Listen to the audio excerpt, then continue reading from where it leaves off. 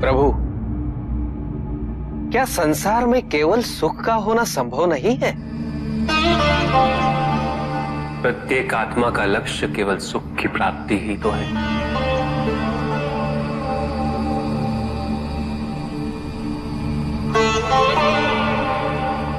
परमानंद की प्राप्ति। किंतु हम सुख नहीं, सुख को प्रदान करने वाली वस्तुओं को एकत्रित करना ही जीवन का उद्देश्य मान लेते हैं। ये समस्त संसार माया है, सब कुछ नश्वर है।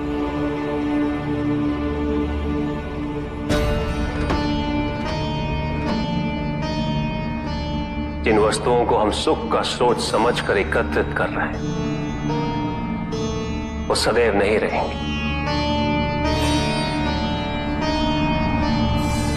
जो व्यक्ति सत्य को जानते हुए भी लोभ का परित्याग नहीं करते, वो सदैव इन्हें खोने के भय में जीते।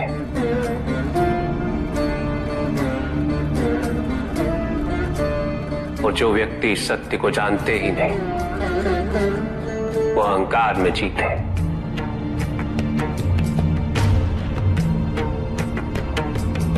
और जहां अहंकार और भय उपस्थित हो, वहां सुख कैसे रह सकता?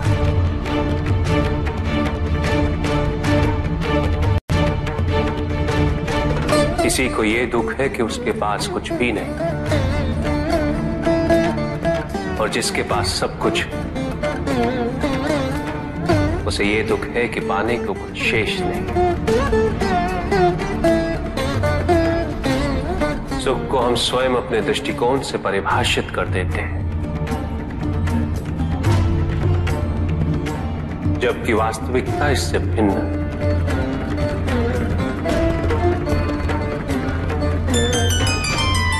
इसलिए आवश्यकता है अनासक्त रहने की।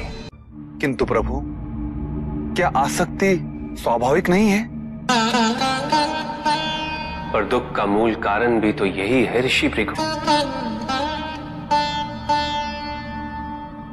आसक्ति हमारे मन की शांति को छीन लेती,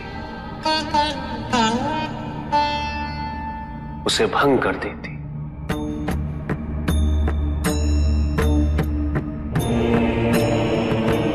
हमारी बुद्धि को स्थिर नहीं रहने देती,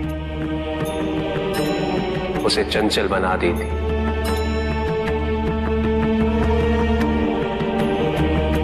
आसक्ति से प्रमाद की उत्पत्ति होती,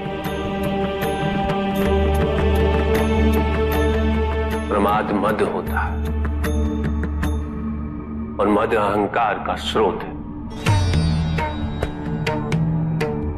और अहंकार पूर्णतः शुभता में परिवर्तित हो जाता है, अर्थात आसक्ति अशुभता की जननी। इसलिए अनावश्यक है।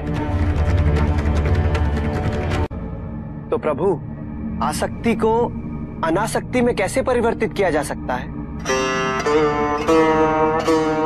और हम आसक्ति से कैसे उबर सकते हैं प्रभु? आसक्ति से मुक्त होना ही अनासक्ति है। आसक्तिहीन होने के लिए अपने और पराये का भेद मिटाना अनिवार्य है।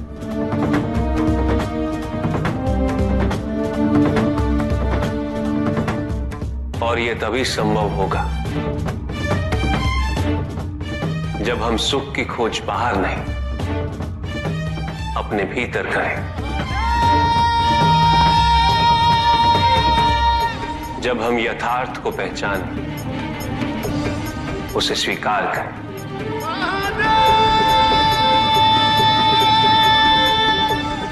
हम अपने सुख को सांसारिक तत्वों से परिभाषित नहीं करें।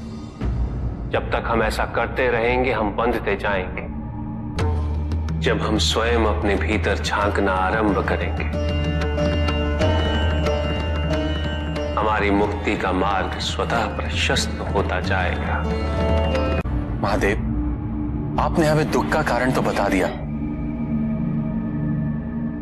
किंतु हम भाई के बारे में भी जानना चाहते हैं।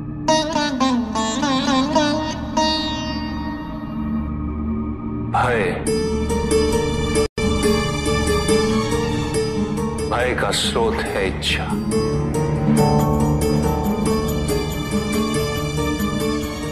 पाने की इच्छा होगी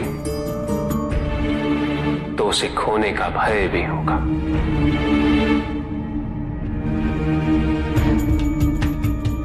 यदि जीवित रहने की इच्छा है तो मृत्यु का भय भी अवश्य होगा।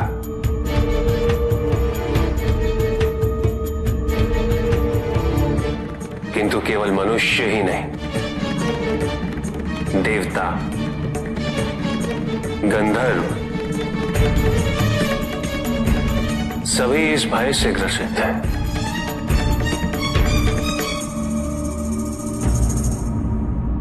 क्योंकि इच्छाओं से मुक्त कोई भी नहीं।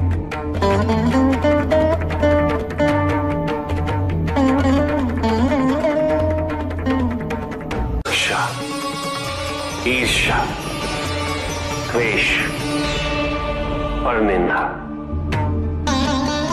और षड्यंत्र जैसे पाप भय से ही उत्पन्न होते हैं। और प्रत्येक पाप का प्रायश्चित केवल दुख और कष्ट उठाने से ही संभव होता है।